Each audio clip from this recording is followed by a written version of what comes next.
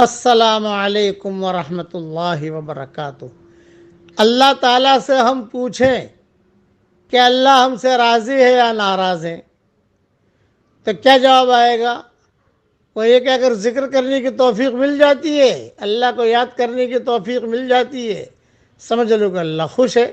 اب پڑھ لیجئے میرے ساتھ، تبارک الذی بیدہ الملک وہو علی کل شیء قدیر۔ بہت بابرکت ہے وہ اللہ جس کے ہاتھ میں ساری حکومتیں ہیں